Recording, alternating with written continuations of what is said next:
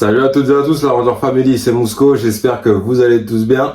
Dans cette vidéo, on va s'attaquer à la review de l'épisode 3 de Power Rangers Cosmic Fury, intitulé Déconnexion. Donc j'espère que vous êtes bien installés comme d'habitude. Allez, let's go.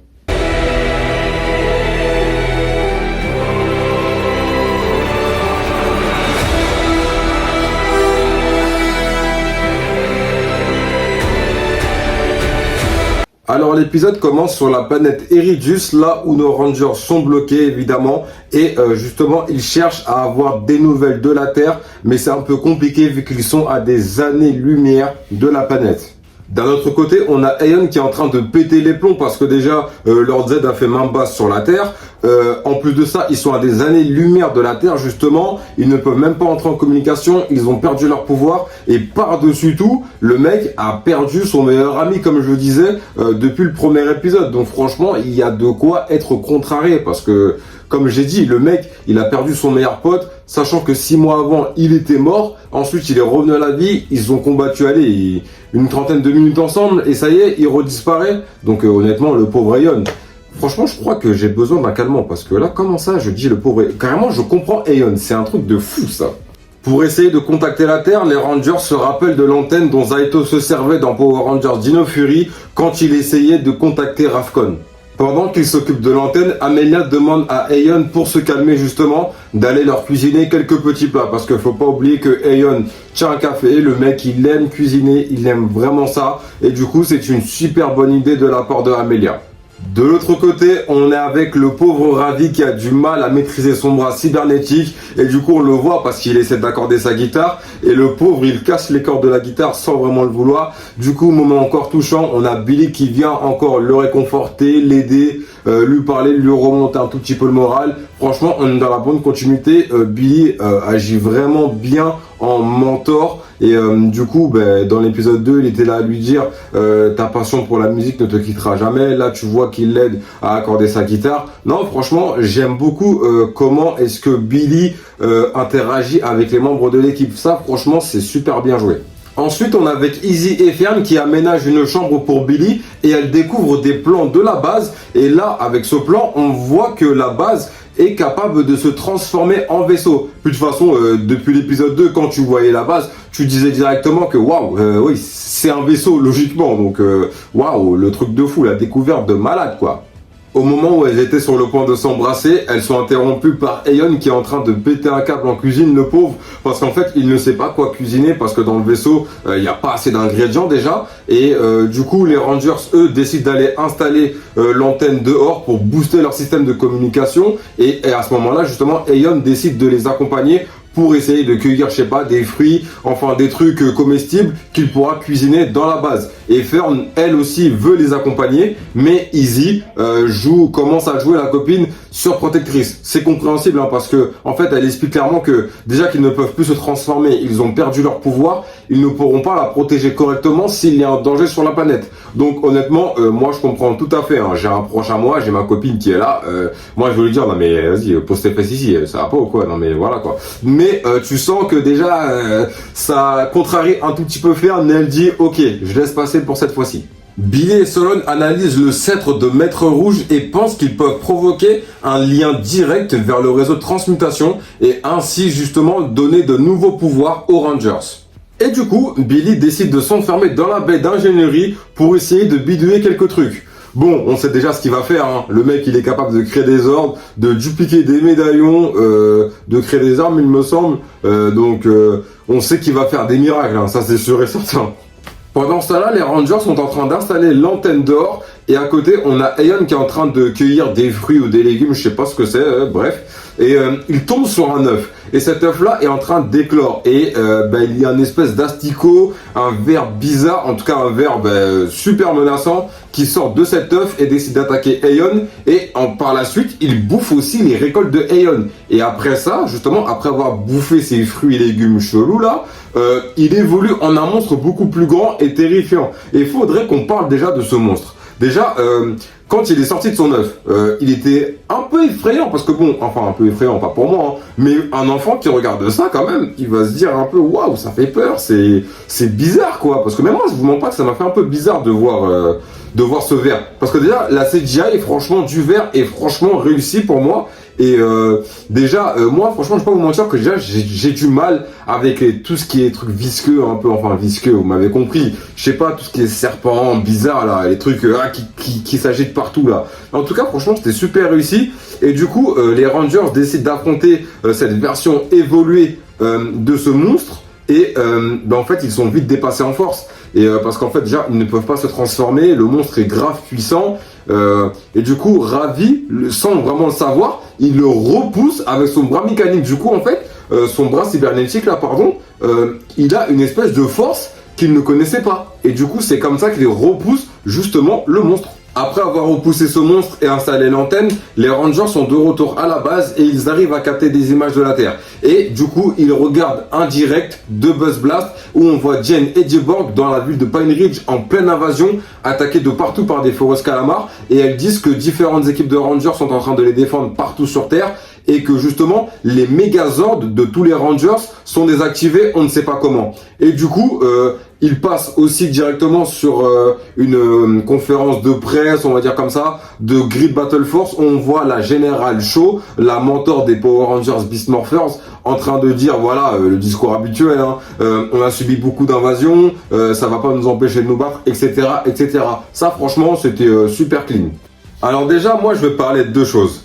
Déjà, concernant le live de Buzz Blast, moi, j'aurais aimé que ça soit fait d'une autre manière. Par exemple, que Jen et Cyborg soient là en train de filmer en mode reporter, comme à leur habitude, mais qu'elles soient, on va dire, un peu cachées un peu partout, quoi. Et elles filment un peu partout. Et j'aurais aimé justement que pendant qu'ils filment, on voit au loin certains Rangers légendaires en train de se battre contre des Sentinelles.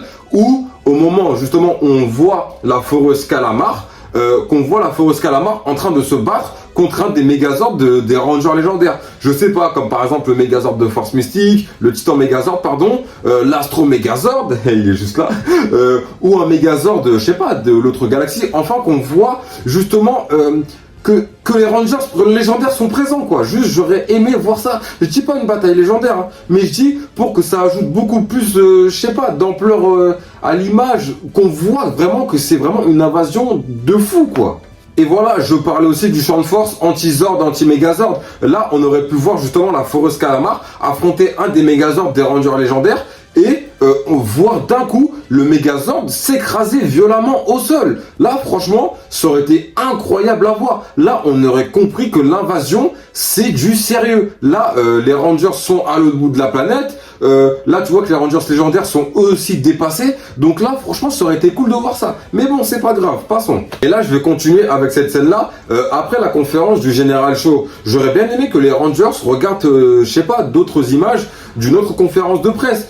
Comme par exemple, celui du capitaine Mitchell, le mentor des Power Rangers Sauvetage Éclair et père du Ranger Titanium et Ranger Rose Sauvetage Éclair. Honnêtement, pour la référence, ça aurait été super cool. Et en plus, on aurait fait beaucoup plus de liens avec d'anciennes saisons parce que Beast Morpher, c'est bien, mais c'est tout récent. Vous voyez, moi j'aurais bien aimé qu'il fasse de liens avec beaucoup plus de saisons plus anciennes, vous voyez, et moins récentes. Bon, pas forcément Mighty Morphin, parce que Mighty Morphin, il y a la bande de références là, mais là par exemple, Sauvetage Éclair, ou même pas forcément le capitaine Mitchell, où on voit, je sais pas, Dana ou Ryan qui lui a succédé en tant que capitaine. Franchement, ça aurait été pas mal pour la référence, hein.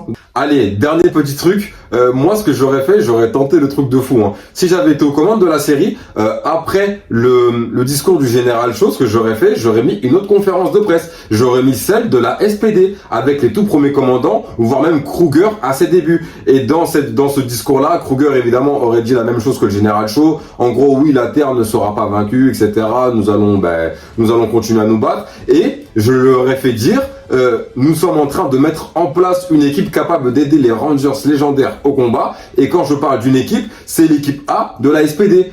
Vous allez me dire, ouais, peut-être il y a une incohérence quelque part, mais comme j'ai dit, là, on est en 2023. Power Rangers SPD se passe en 2025. Donc, quoi de mieux pour placer justement l'équipe A maintenant? Là, il y aurait eu de la cohérence, honnêtement. Et honnêtement, dites-moi si vous n'êtes pas d'accord avec moi, si c'est pas une bonne idée. Franchement, on accepte tout, hein. Dites-moi en commentaire ce que vous en pensez.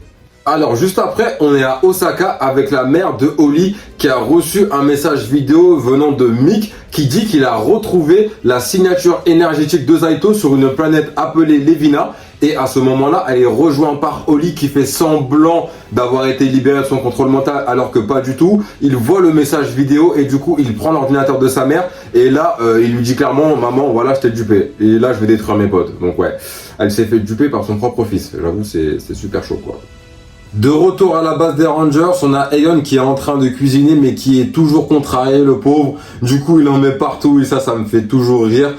Waouh, vraiment Aeon qui me fait rire, ça je m'en remettrai jamais ça. Bref, du coup on a Amelia qui vient lui remonter le moral et franchement, ce qu'ils font avec Amelia, en fait, ils nous justifient le fait qu'elle sera la prochaine Ranger rouge et ça franchement c'est super bien fait. Amelia redonne espoir, elle remonte le moral, elle lui dit aussi voilà que elle aussi elle est un peu impactée parce que Holly est du côté des méchants, elle est contrôlée mentalement, que Zaito disparaît, voilà, ça l'infecte aussi parce que c'est leur chef, c'est leur ami, c'est tout à fait normal, mais franchement ce qu'ils font avec Amelia, franchement c'est top. Au niveau de son développement, en tout cas en tant que futur leader, franchement pour l'instant c'est super propre, il n'y a rien à dire.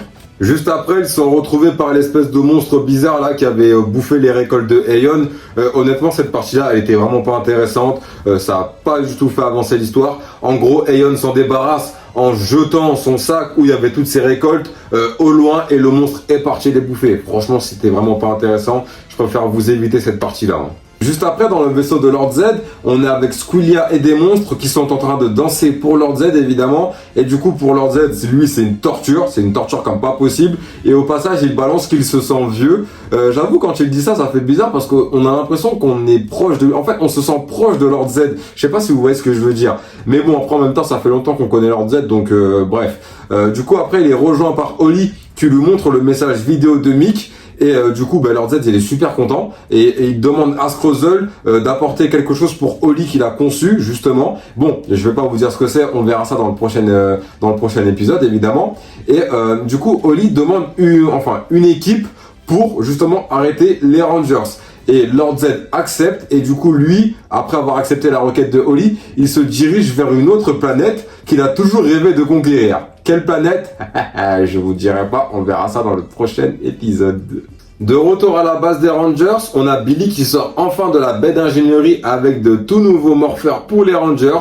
Et en gros, je vais vous la faire courte, c'est grâce au sceptre de Maître Rouge qu'ils ont un accès direct au réseau de transmutation.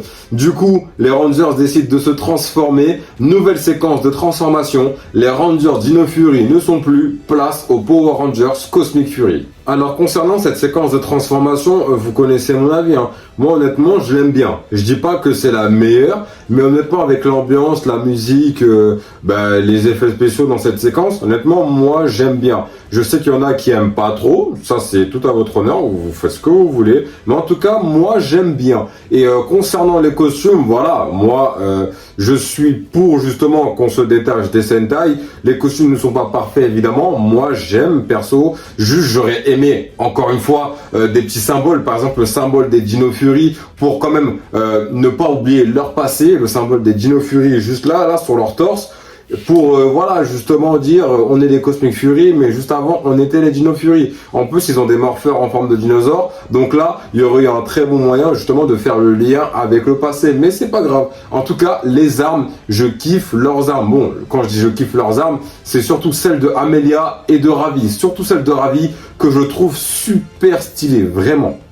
Puisqu'on parle d'Amelia, elle est désormais la toute nouvelle Ranger rouge de l'équipe. Elle-même, elle est choquée, elle se demande pourquoi est-ce qu'elle est la Ranger rouge. Et Billy lui dit en fait que c'est le réseau de transmutation qui a décelé son âme de leader en elle. Et les Rangers, à côté, rajoutent c'est normal, t'es toujours là pour nous. Elle remonte toujours le moral, elle redonne espoir à tout le monde.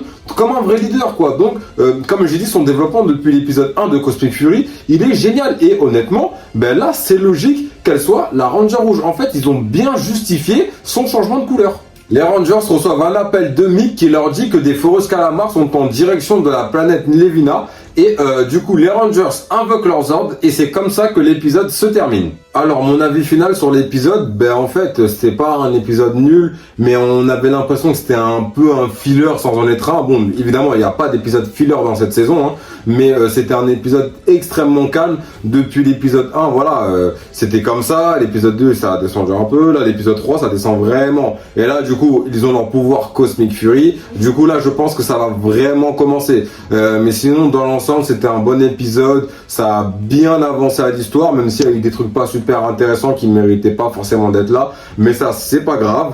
Mais en tout cas j'ai hâte de parler de la suite avec vous. Bon, la Ranger Family, c'est la fin de cette vidéo. J'espère qu'elle vous aura plu. Si c'est le cas, n'hésitez pas à lâcher le pouce du Ranger bleu et un commentaire. Ça fait toujours plaisir. Et à vous abonner si ce n'est pas déjà fait. Et dites-moi en commentaire si vous avez apprécié cet épisode. Et moi, en tout cas, je vous dis passez un très bon dimanche. Et on se dit à la prochaine vidéo, la Ranger Family. C'était Mousco. Ciao.